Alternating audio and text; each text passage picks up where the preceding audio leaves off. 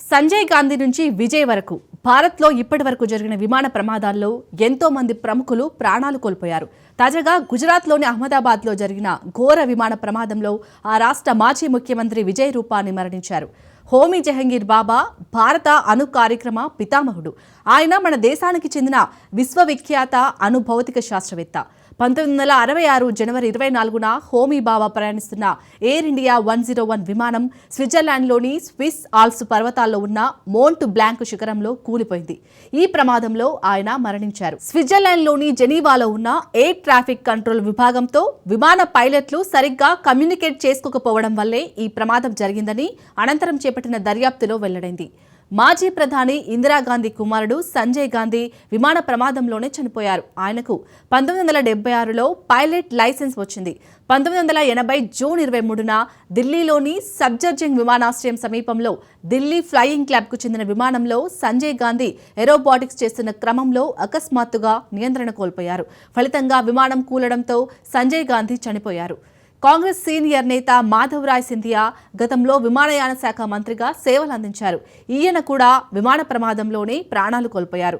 2001 September 30న ఉత్తరప్రదేశ్లోని కాన్పూర్లో జరిగే ఎన్నికల ప్రచార ర్యాలీలో పాల్గొనేందుకు మాధవరావు బయలుదేరారు. విమానం మార్గ మధ్యంలో ఉండగా వాతావరణం ప్రతికూలంగా మారింది. దీంతో 10 సీటర్ ప్రైవేట్ విమానం ఉత్తరప్రదేశ్లోని మణిపురి సమీపంలో కూలిపోవడంతో ఆయన మరణించారు. ఇంకొకరు మాజీ లోక్సభ స్పీకర్ తెదేపా నేత జీఎంసీ బాలయోగి 2002 మార్చి 3న హెలికాప్టర్ ప్రమాదంలో చనిపోయారు.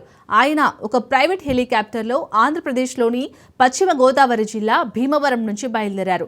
కృష్ణా జిల్లా కైకలూరు సమీపంలో ఉన్న ఒక చెరువు వద్ద హెలికాప్టర్ కూలిపోవడంతో చనిపోయారు. ఆనాటి మేఘాలయ రాష్ట్ర మంత్రి సైప్రియన్ సంగ్మా మరో 9 మంది పవన్ హాన్స్ హెలికాప్టర్లో అస్సాంలోని గువహాటీ నుంచి మేఘాలయలోని షిల్లాంగ్కు బయలుదేరారు. షిల్లాంగ్ శివార్లలోని బారాపాని సరస్సు సమీపంలో హెలికాప్టర్ కూలిపోయి మరణించారు. షిల్లాంగ్కు కేవలం 20 కిలోమీటర్ల దూరంలో 2004 సెప్టెంబర్ 22న ఈ ప్రమాదం జరిగింది.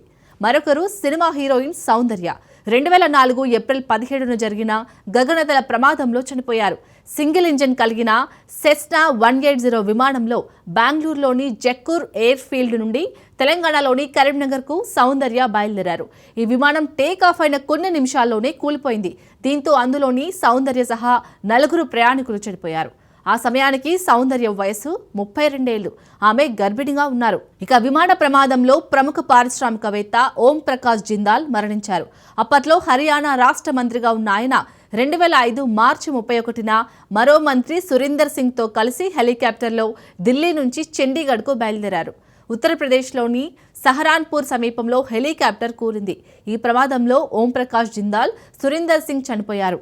2011 ఏప్రిల్ 30న అప్పటి అరుణాచల్ ప్రదేశ్ ముఖ్యమంత్రి దోర్జీ ఖండు మరో 4 హెలికాప్టర్లో తవాంగ్ నుంచి ఇటానగర్కు బయలుదేరారు. రాష్ట్రంలోని వెస్ట్ కామెంగ్ జిల్లాలోకి ప్రవేశించగానే హెలికాప్టర్ అదుపు తప్పి కూలిపోయింది. దీంతో అందులోని వారంతా చనిపోయారు.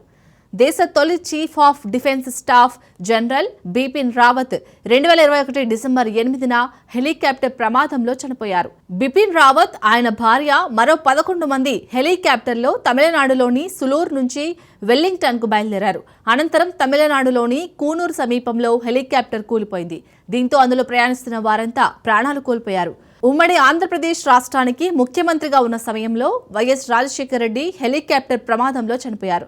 2009 సెప్టెంబర్ 2న బెల్ 430 హెలికాప్టర్లో ఆయన బయలుదేరారు. ఈ హెలికాప్టర్ నల్లమల అడవుల్లోకి ప్రవేశించగానే వాతావరణం ప్రతికూలంగా మారింది. దీంతో హెలికాప్టర్ అదుపు తప్పి అడవుల్లోనే కుప్పకూలింది.